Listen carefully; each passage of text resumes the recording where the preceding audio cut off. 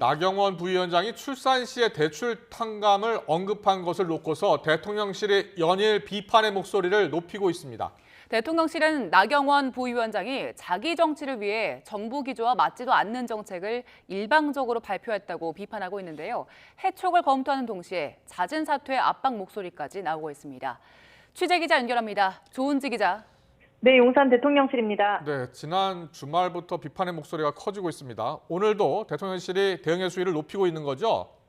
네, 주말을 거치면서 대통령실 기류는 더 완강해졌습니다. 나경원 부위원장의 해촉까지 거론되고 있습니다. 나 부위원장은 지난 5일 기자간담회에서 둘째, 셋째 출산 시 원금 일부 또는 전액을 탕감해주는 헝가리의 출산 장려책을 언급했는데 대통령실은 이튿날 윤석열 정부의 정책 기조와 상당한 차이가 있다고 일축했습니다. 나 부위원장은 이 발표 이틀 뒤인 어제 SNS를 통해 오해를 불러일으켜 유감이지만 돈 없이 해결되는 저출산 극복이 없는 만큼 본인 제안을 검토해볼 가치가 있다고 기존 입장을 되풀이했습니다. 한 언론에는 위원회 차원에서 검토한 건데 대통령실이 개인 의견이라고 치부한 건 너무했다 이런 말도 했습니다. 일련의 발언들이 대통령실에 기름을 부었습니다. 복수의 고위 관계자들은 오늘 YTN에 나경원 부위원장이 거짓말까지 한다고 직격했습니다.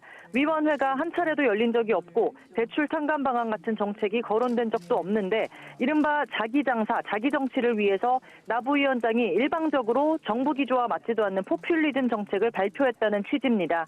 위원회의 위원장은 윤석열 대통령이고 대통령실과 국무총리실, 기획재정부까지 모두 정부 정책 기조와 다르다며 만류했는데도 위원회에서 계속 검토하겠다고 하는 건 이치에 맞지 않다고 지적했습니다.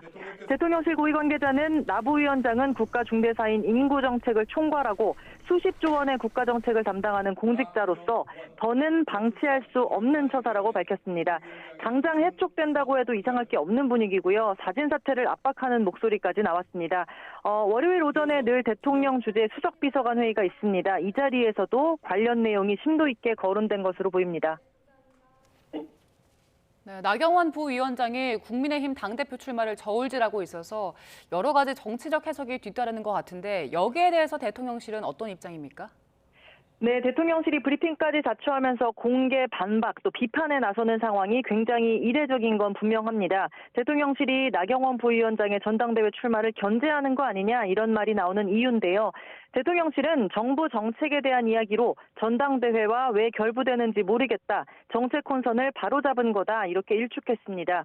한 여권 핵심 관계자는 YTN에 대통령실은 정책 조율에 특히 민감한데 나 부위원장이 해당 발표를 강행하면서 영린을 건드렸다고 설명했습니다. 앞서 대통령실은 만 5세 입학을 두고 교육부와 또 주 52시간 제도를 놓고 고용노동부와 일부 엇박자를 노출하면서 빈축을 산 일이 있습니다. 나경원 부위원장은 지난해 10월 저출산 고령화 관련 정책을 총괄하는 장관급 정무직인 부위원장 자리를 맡았고요. 임기는 내년 1월까지입니다.